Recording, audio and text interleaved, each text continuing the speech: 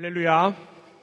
우리 선하신 주님의 자비와 은혜와 평강이 우리 그라치 반석교회 온 교우들의 삶과 가정 위에 가득 임하기를 간절히 원합니다. 옆에 분들하고 이렇게 인사하겠습니다. 참 잘 오셨습니다. 네, 참 잘 오셨습니다. 감사합니다. 오늘은 질문으로 설교를 시작하려고 합니다. 세상은 우리 기독교를 어떻게 바라보고 있을까요? 교회를 다니지 않는 비기독교인들, 비개신교인들은 교회를 향해서 어떠한 시선으로 바라보고 있을까요? 특별히 한국 사회에서 개신교인들은 향한 그 인식은 어떨까요? 올해 6월에 발표한 한국 기독교 목회자 협의회의 한국인의 종교생활과 의식 조사라고 하는 이 조사 결과에 따르면요, 비개신교인이 개신교를 바라보는 이미지에 대한 통계를 확인해 볼 수 있습니다. 이 통계 자료에 따르면요, 개신교 이미지 형성에 가장 큰 영향을 미치는 요소가 바로 주변 교인들의 언행이라고 합니다. 전체 응답자의 한 30%가 개신교인들의 삶과 언행을 개신교의 이미지로 삼았다고 해요. 이처럼 교회를 다니지 않는 사람들은요, 신자들의 언행 일치에 많은 영향을 받곤 합니다. 아마 이는 비단 비개신교인들의 인식만은 아닐 것입니다. 교회 내에서도 마찬가지예요. 교회 내에서도요, 많은 상처가 되는 영역이 바로 말과 행동이 다른 모습들이지 않습니까? 이는 저와 같은 목회자에게도 동일하게 해당되는 부분입니다. 신앙생활을 참 열심히 하고 신앙적인 이야기들 고백하지만 삶과 모습, 신앙으로 일치하지 못하는 모습, 사실 우리 가운데 너무나도 당연하게 일어납니다. 언행이 일치하지 못하는 모습을 보면서 서로를 향한 비난, 서로를 향한 정죄가 난무하는 것, 바로 우리 개신교의 현실은 아닌지를 돌아봅니다. 사랑하는 교회 여러분, 우리 그라치 반석교회는 어떻습니까? 그리고 저와 여러분의 모습은 어떻습니까? 내가 믿는 것과 살아가는 것 어떻습니까? 알면서 삶으로 나아가는 그 일치된 삶을 우리는 살아가고 있을까요? 오늘 우리는 말씀을 통하여서 말과 행동이 다른 한 사람을 마주합니다. 그는 바로 우리가 계속적으로 살펴보고 있는 기드온이에요. 하나님이 이루신 놀라운 승리의 도구로 쓰임받은 이 기드온의 기세는요, 더욱더 높아지게 되었어요. 그래서 이 높아진 기세를 가지고 사람들은 이러한 요청을 합니다. 오늘 우리가 함께 읽었던 말씀 한번 확인해 보려고 하는데요, 사사기 8장 22절 말씀입니다. 함께 읽습니다. 시작. 그때에 이스라엘 사람들이 기드온에게 이르되 당신이 우리를 미디안의 손에서 구원하셨으니 당신과 당신의 아들과 당신의 손자가 우리를 다스리소서 하는지라. 이스라엘 사람들이 지금 기드온을 향해서 어떤 이야기를 하고 있습니까? 자신들을 다스려달라라고 이야기하고 있습니다. 더 나아가 기드온뿐만 아니라 기드온의 아들, 그리고 그의 아들까지도 자신들을 다스려달라라는 이야기를 하고 있습니다. 이 구절에 보면요, 왕이라고 하는 직접적인 표현은 나와 있지 않습니다. 그러나 이들이 한 이야기는요, 기드온이 자신들의 왕이 되달라라고 하는 요청이었습니다. 그들은 기드온이 미디안의 손에서 자신들을 구원했다라고 착각하면서 이러한 요청을 한 것이에요. 이에 기드온은 어떠한 대답을 할까요? 우리 이어지는 말씀 23절 함께 읽습니다. 시작. 기드온이 그들에게 이르되 내가 너희를 다스리지 아니하겠고 나의 아들도 너희를 다스리지 아니할 것이요 여호와께서 너희를 다스리시리라 하니라. 백성들의 제안에 지금 기드온이 뭐라고 이야기하고 있나요? 자신과 자신의 아들이 아니라 여호와 하나님만이 너희들을 다스릴 것이다 라고 이야기하고 있습니다. 여러분 어떻습니까? 기드온의 대답이 참 멋지지 않습니까? 기드온 대단하다.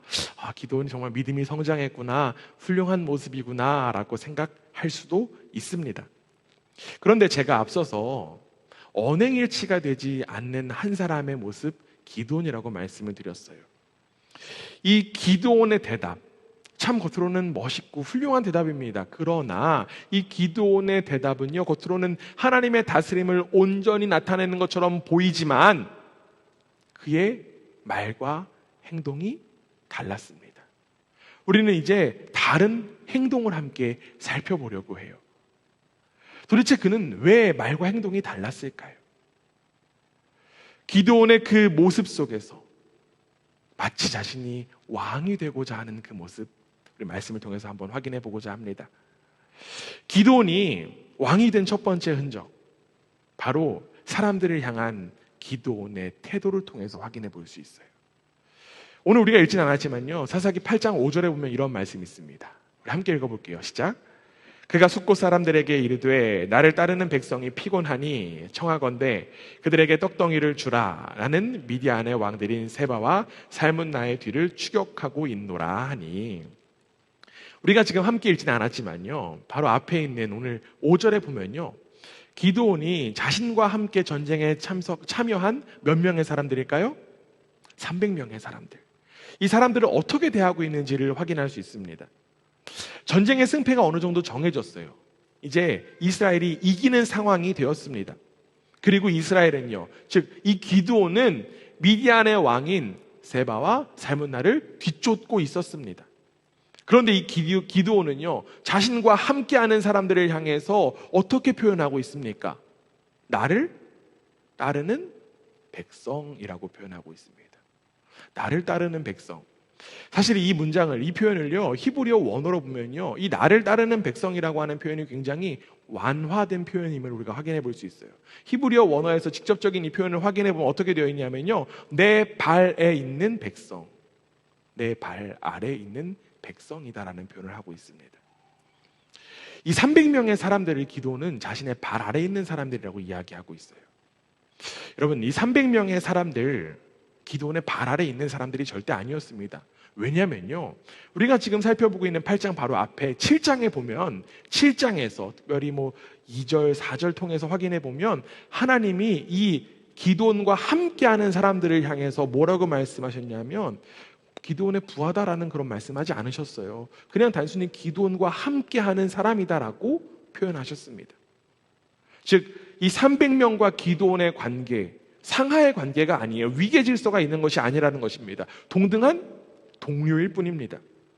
그런데 지금 기드온은 뭐라고 표현하고 있습니까? 자기 발 아래에 있는 백성, 내 발 아래에 있는 백성이라는 표현을 사용하고 있습니다. 사람들 위에 누가 올라간 것입니까? 기드온 자신이 올라간 거예요. 마치 자신이 왕이 되어서 사람들을 군림하는 그런 모습만 같습니다. 이처럼 이 왕이 된 사람의 첫 번째 흔적은요, 사람들 간의 위계 질서를 만든다는 것입니다. 함께 따라해 보겠습니다. 사람들 간의 위계 질서를 만든다.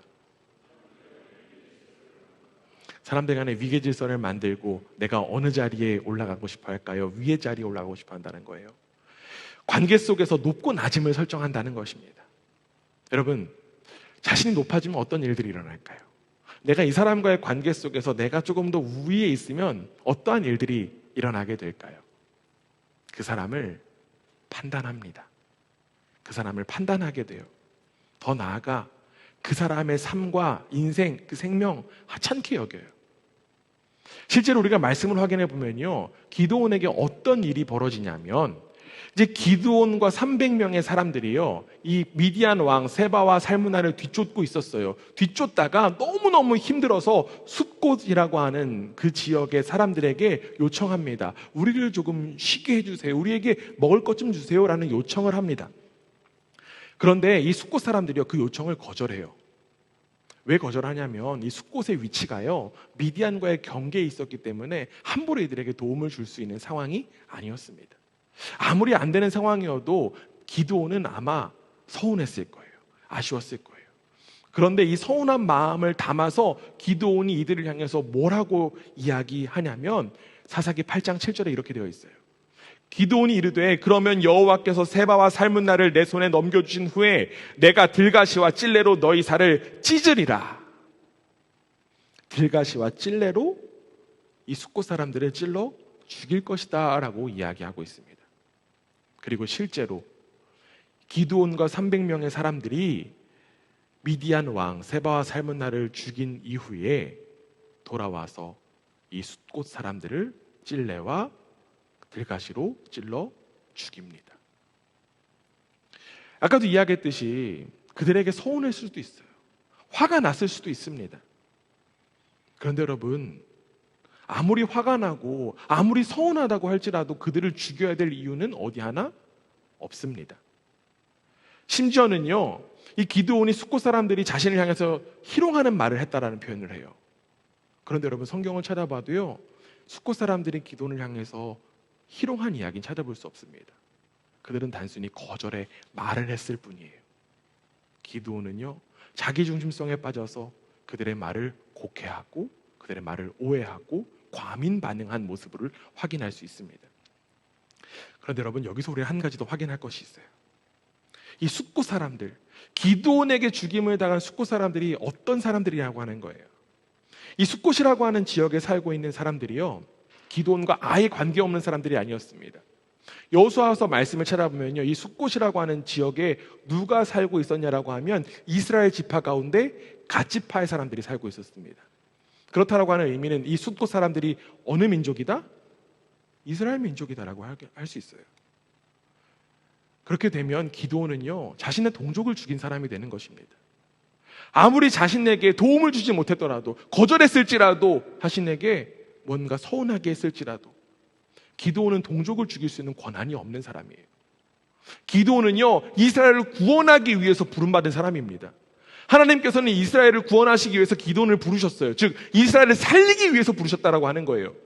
그런데 지금 말씀 보면 어떻습니까? 기드온은 이스라엘을 살리는 것이 아니라 오히려 죽이고 있습니다. 자신을 높이지 않았다는 이유로, 자신을 존중하지 않는다라는 이유로 그들을 죽이는 일들을 벌이고 있다는 거예요. 이렇게 기드온은요, 이스라엘 동족을 죽인 첫 번째 사사인 불명예를 얻게 됩니다. 이처럼 기드온은 말과는 다르게 자신이 왕이 되어서 사람들 위에 군림하려고 했어요. 사람들을 판단하고요, 사람들의 목숨까지도 하찮게 여겼습니다. 그의 모든 행동에 하나님은 찾아볼 수가 없습니다. 하나님에 대한 이야기를 계속하고 있지만 하나님이 그 속에 없습니다. 사람들을 자신의 발 아래 두고 사람들을 하찮게 여겨요. 기드온이 사람들과의 위계 질서를 만들고 사람을 하찮게 여기는 그러한 모습들, 어딘가 낯설지 않은 것 같아요. 왜 그럴까요? 우리가 살아가는 이 시대도 기드온의 모습과 별반 다를 바가 없기 때문입니다. 이 시대를 표현하는 단어 여러 가지들이 있겠지만 이 시대를 표현하는 단어 가운데 이러한 단어가 있습니다. 갑질. 다 들어보셨을 거예요. 갑질한다. 자신의 지위가 높다고 여기며 다른 사람을 종처럼 취급하는 일들이 만연합니다. 자기보다 못하다고 여기는 사람들을 함부로 대해요. 그런 일들이 만연하다 보니까 그 사람에 대한 존중 찾아볼 수가 없습니다. 뉴스에 나오는 그 갑질의 사건들 보면서 야, 어떻게 저런 일들이 일어나나 혀를 끌끌 차지만 안타깝게도 우리에게도 다른 사람보다 높은 자리에 올라가려고 하고 다른 사람보다 높은 자리에 올라간 모습을 확인할 수 있어요. 야, 저 사람은 저런 꼴 당해도 싸지. 저러니까 저런 모습 하는 거야. 아이고, 안심하다. 아이고, 내 말 좀 들었어야지. 등등 공감의 능력이 점점 상실되어 갑니다. 여러분, 우리에게 배정된 자리, 우리가 있는 그 자리 영원한 자리 아닙니다. 그 자리가 사람의 품격이라든지 능력을 나타내는 자리도 아니에요. 자기에게 주어진 자리를 자기의 능력으로 치환하는 사람은 어리석은 사람일 뿐입니다. 자기를 과대평가하는 사람들이 모인 곳에 갈등과 불화가 끊이지 않습니다. 바로 기드온의 모습이 그랬습니다. 기드온이 자신을 과대평가하고 자기중심적으로 있었기 때문에 그 자리에 폭력과 죽음이 난무했던 거예요. 어느덧 사람 위에 군림하려고 하는 이 기드온의 모습, 우리 시대의 모습은 아닙니까? 우리의 모습은 아닙니까? 요즘 너무나도 안타까운 소식들이 너무나도 많습니다. 아까도 이야기했지만 참 뉴스를 보면 흉흉한 이야기들이 너무 많아요. 그런데 그 원인이 어디 있을까요?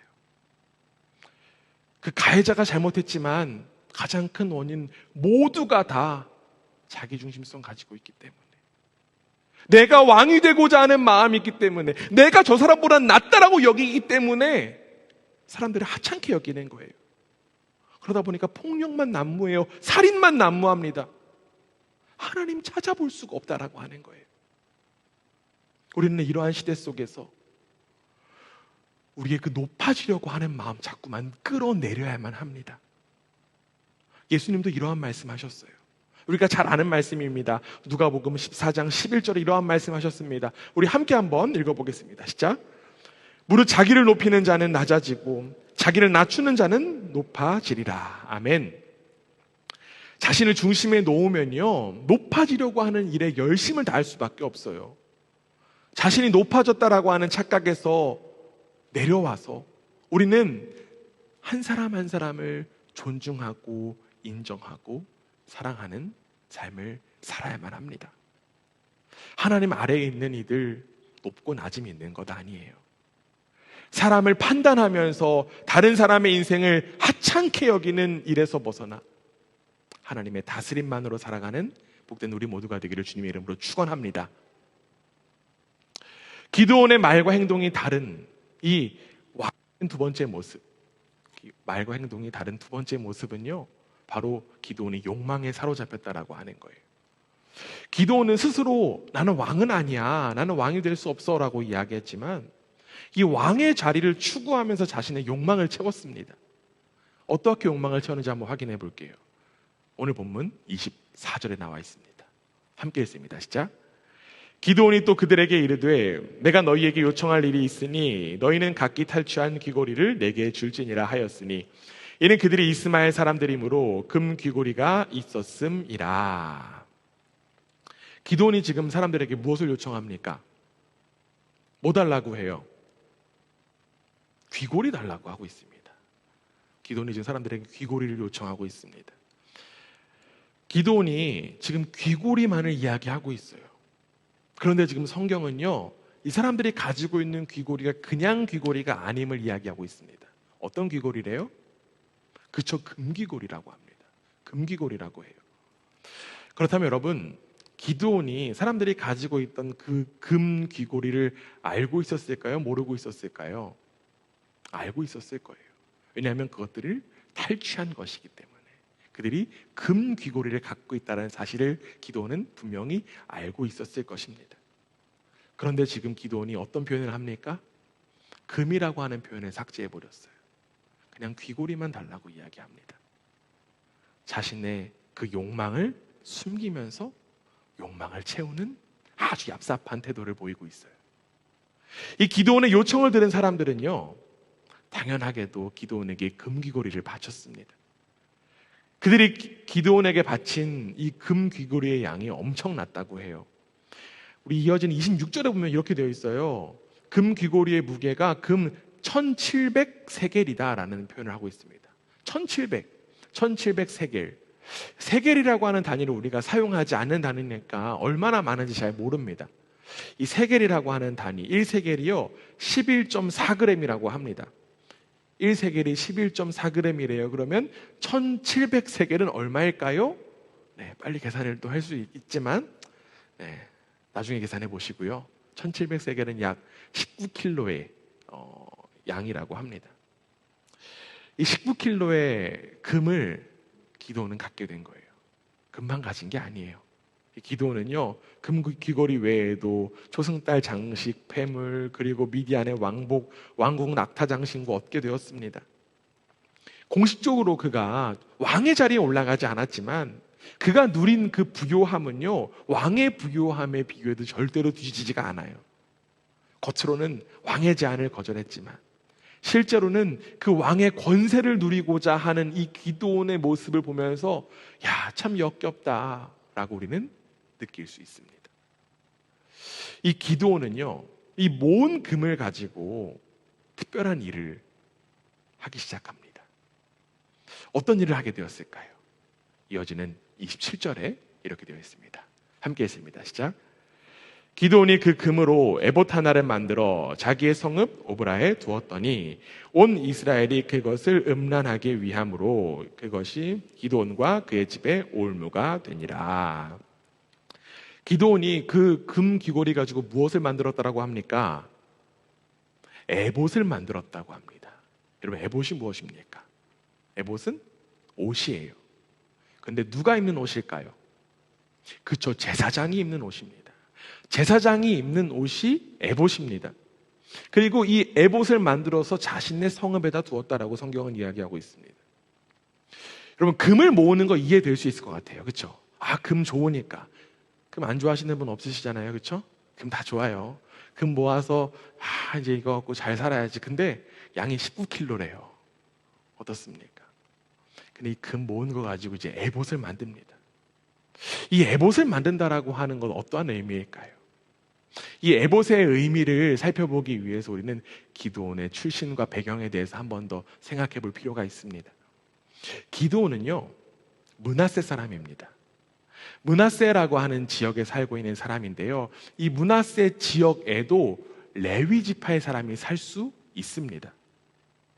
그런데 기드온은 레위 지파가 아니에요. 기드온은 요셉 지파입니다. 레위 지파 사람만 제사장이 될 수 있습니다.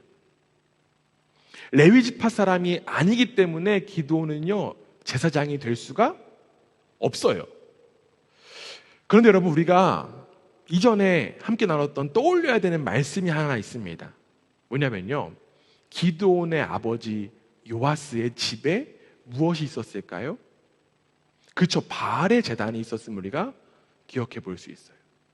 그 요아스의 집에 바알의 제단이 있었고요, 하나님의 사자는 기드온에게 그 바알의 제단을 무너뜨리라고 명령하셨습니다. 그런데 그 바알의 제단이 집에 있었다라고 하는 것, 어떤 것을 의미할까요? 이 기드온의 아버지 요아스가 바알에게 제사를 드리는 제사장의 역할을 감당했다라고 우리는 생각해 볼 수 있습니다. 기드온은요, 이러한 모습을 보고 자라왔어요. 신의 이름을 통해서 경제적인 풍요를 채우는 모습을 보고 기드온은 자랐습니다. 이러한 관점에서 볼 때에 기드온이 자신의 집에 제사장 오신 에봇을 두었다라고 하는 것, 무엇을 의미할까요? 기드온이 갑자기 레위인이 되어서 제사장이 되었던 것을 의미하는 것은 아니잖아요. 그렇죠? 그는 하나님을 만나기 원한다면 자신만을 통해야만 한다는 것을 이스라엘 백성들에게 나타낸 것입니다. 하나님을 독점하려고 한 거예요.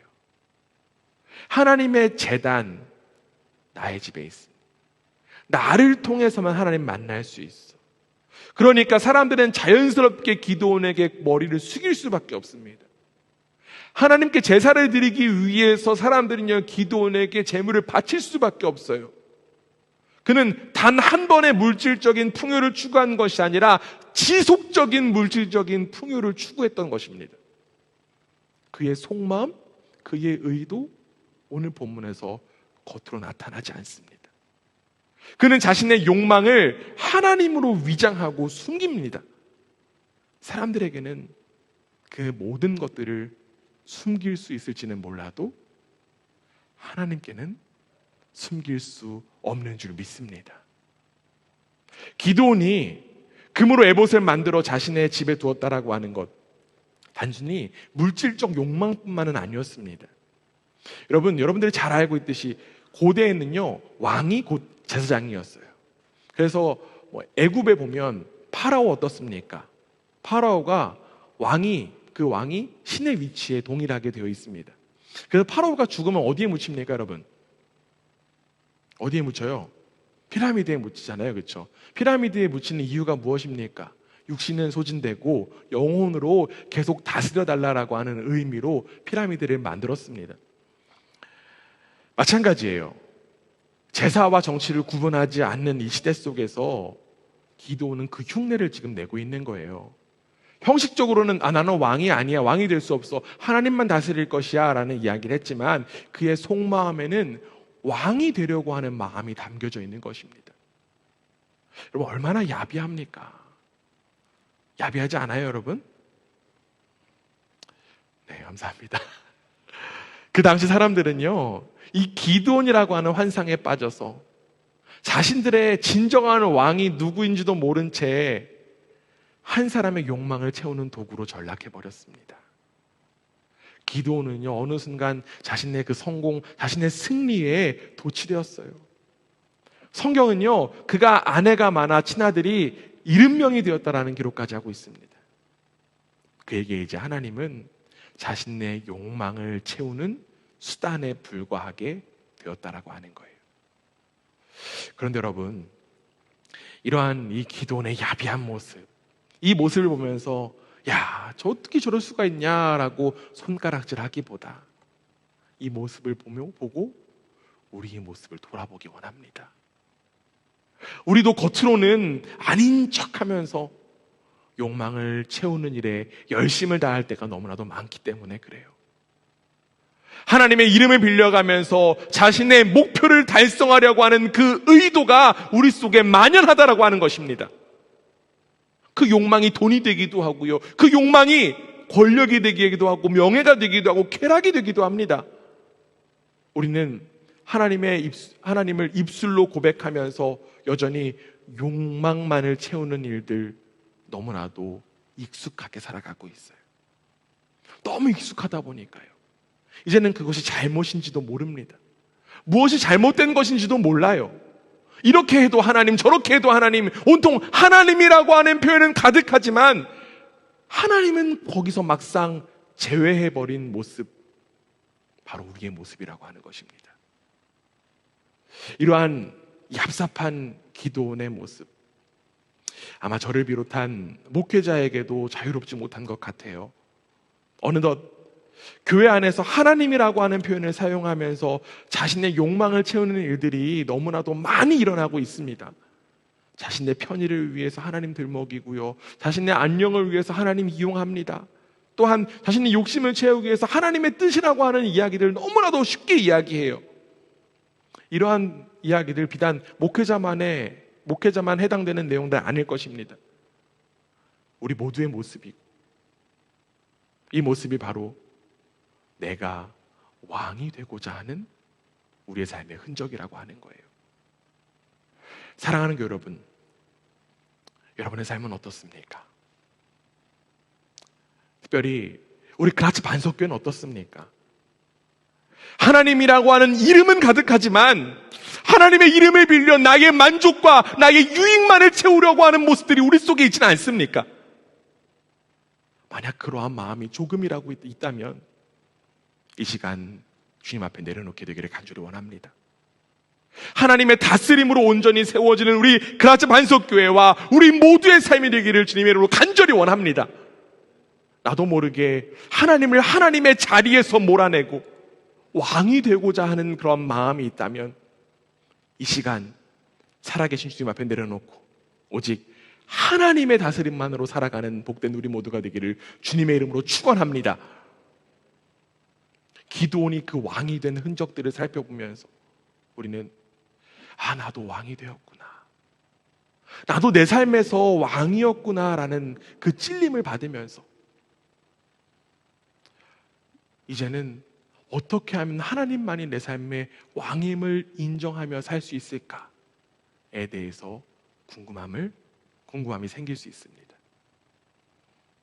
자신이 왕이 되는 것이 아니라 하나님이 왕이 되는 삶, 하나님의 다스림으로만 살아가는 삶, 어떻게 살아가는 것일까요? 자꾸만 자신이 왕이 되고자 하는 마음에서 어떻게 우리는 벗어날 수 있는 것일까요? 오늘 성경은 성경 곳곳에서 그 비결에 대한 이야기를 하고 있습니다. 34절 한번 읽어볼게요. 함께 읽습니다. 시작. 이스라엘 자손이 주위의 모든 원수들의 손에서 자기들을 건져내신 여호와 자기들의 하나님을 기억하지 아니하며. 지금 이스라엘 백성 어떻습니까? 하나님은 어떻게 했대요? 기억하지 못했다라고 합니다. 여러분, 이스라엘은요, 반드시 하나님을 기억해야 되는 민족입니다. 왜 그렇습니까? 그들이 종살이 할 때 그들을 구원해 주셨어요. 꺼내 주셨어요. 그들을 먹이시고 살리시고 인도하신 분이 바로 하나님입니다. 그리고 그들이 지금 누리는 그 평온 다 하나님께서 주신 거예요. 그렇기 때문에 그들은 반드시 하나님을 기억해야만 하는 사람들이에요. 그런데 여러분, 그들이 하나님을 잊어버렸다라고 지금 성경은 이야기하고 있습니다. 그러자 이제는 겉으로 하나님을 믿는 것도 하지 않아요. 성경에 보면요, 그들이 이제는 하나님을 잊어버리고 다른 신 바알을 다시 섬기게 된다라고 이야기하고 있습니다. 왜 그럴까요? 하나님 잊어버렸기 때문에 그래요. 기드온도 마찬가지였습니다. 기드온도요, 자신의 존재를 잊어버렸어요. 자신의 존재를 망각했고요, 그로 인해서 하나님마저도 망각하는 그 어리석은 일들을 보이고 있습니다. 오늘 보면 8장 29절에 보면 이렇게 되어 있어요. 요아스의 아들 여룻바알이 돌아가서 자기 집에 거주하였는데, 지금 성경은요, 기드온에 대해서 어떻게 표현하냐면 그냥 기드온이라고 이야기하고 있지 않습니다. 요아스의 아들이다라고 하는 표현을 하고 있습니다. 요아스의 아들이에요. 또한 이어지는 32절에도요, 요아스의 아들 계속 반복하고 있습니다. 요아스의 아들이라고 하는 표현, 기드온을 처음 소개할 때 나왔던 표현이에요. 요아스의 아들 기드온이. 그렇다면 여러분, 이 기드온의 말년에 성경은 왜 다시금 기드온을 향해서 요아스의 아들이다라는 이야기를 하고 있는 것일까요? 그냥 심심해서요? 절대 우연은 아닐 거거든요. 이는 기드온의 원 위치가 어디인지를 알려주는 성경의 의도입니다. 성경은요, 그가 계속적으로 어떻게 변했는지를 이야기하고 있어요. 바알을 섬기는 사람의 아들이었던 이 기드온, 이제 하나님의 부르심으로 이스라엘을 구원했습니다. 여러분, 그가 한 것은 없어요. 단지 하나님의 부르심에 순종하고 명령대로 했을 뿐입니다. 그러나 지금 어떻습니까? 그가 모든 영광을 얻었습니다. 겉으로는 하나님을 위하는 척 했지만 속으로는 자신이 왕이 되어버린 거예요. 왜 그럴까요? 자신의 시작점을 잊어버렸기 때문에 그래요. 내가 지금 누리고 있는 것, 내가 지금 영광 받는 것 당연한 거야. 내가 이들을 이끌었거든. 내가 싸웠거든. 그러다 보니까 자신이 원래부터 왕인 것처럼 자신의 아들에게까지도 그 자리를 물려주는 일들을 자행하고 있습니다. 사랑하는 여러분, 우리에게도 반드시 잊지 말아야 되는 것이 있습니다. 그것이 무엇입니까? 바로 우리의 존재도요, 원래는 진노의 자식이었다라고 하는 사실이에요. 사도 바울은 이야기합니다. 에베소서 2장 3절에서 이렇게 이야기하잖아요. 전에는 우리도 다 그 가운데에서 우리 육체의 욕심을 따라 지내며 육체와 마음이 원하는 것을 하여 다른 이들과 같이 본질상 진노의 자녀였더니, 기드온이 요아스의 아들이었던 것처럼, 바알을 섬기는 제사장 요아스의 아들이었던 것처럼 우리도 본질상은 진노의 자녀였다라고 하는 거예요. 우리도 죄를 지을 수밖에 없는 존재였고요, 죄인인 우리는 죽을 수밖에 없는 존재입니다. 그러나 성경은 어떻게 이야기합니까? 긍휼이 많으신 하나님께서 그 사랑으로 우리를 구원해 주셨다라고 이야기하고 있습니다. 바로 예수 그리스도로 인하여서 우리를 구원해 주셨다라고 하는 거예요. 그렇기 때문에 우리는 이제 진노의 자녀로 살아가는 것이 아니라 누구의 자녀로 살아갑니까? 누구의 자녀요? 하나님의 자녀로 살아갈 수 있는 것입니다. 우리에게는 하나님의 자녀로 살아갈 수 있는 권세가 허락되었습니다. 우리가 지금 누리는 하나님의 자녀라고 하는 이 권세 속에 우리가 한 것 없어요. 하나님께서 예수 그리스도를 통해서 우리 가운데 나타내신 전적인 하나님의 은혜입니다. 그런데 문제는 우리도 기드온처럼, 우리도 이스라엘처럼 잊어버린다라고 하는 거예요. 우리의 존재를 잊어버립니다. 그러니까 하나님도 잊어버리는 거예요. 하나님의 은혜는 찾아볼 수가 없습니다. 여러분, 도대체 왜 잊어버리는 것일까요? 저와 여러분, 왜 도대체 자꾸 잊어버리는 것일까요? 내 삶에만 집중하다 보니까 그래요. 자기중심성 가지고 내가 왕되는 것에만 집착하니까 그렇습니다. 내가 지금 누리고 있는 것을 더욱더 유지하고 더욱더 번성하기 위해서 집착하다 보니까 분주하고 바쁠 뿐입니다. 하나님께서 허락하신 것들 감사로 누려 함에도 불구하고 그런 것들 당연하게 여기면서 그것 때문에 하나님보다 더 사랑하다 보니까 하나님을 기억하지 못하게 된 것입니다. 내가 누리고 있는 것들 더 누리고 더 많이 누리려면 바쁘고 분주해야 돼요. 그런데 여러분, 이 바쁘고 분주하면 우리는 잊어버릴 수밖에 없어요. 이전에도 한번 말씀드렸습니다. 한자어 봤을 때요, 이 분주함을 나타내는 이 분주할 망이라고 하는 자, 그리고 잊음을 나타내는 잊을 망이라고 하는 이 부수의 마음 심자의 위치만 다를 뿐 같은 조합으로 이루어져 있어요. 분주함과 잊음은 연관되어 있다는 거예요. 분주하면요, 잊지 말아야 할 것 잊기 마련입니다. 우리가 잊지 말아야 될 것 무엇입니까? 바로 우리의 존재의 근원인 하나님인 줄 믿습니다. 바쁘고 분주하다 보니까 하나님을 잊어버리는 일이 우리 속에서 너무나도 많이 일어나는 거예요. 바쁘지 말라는 것 아닙니다. 그러나 우리 속에서 무엇을 채우기 위해서 바쁜지 우리는 확인해 볼 수 있어야 돼요. 자신의 욕망을 채우기 위해서 왕이신 하나님을 잊어버린 이스라엘에게 남겨진 일들은 망하는 것밖에 없었습니다.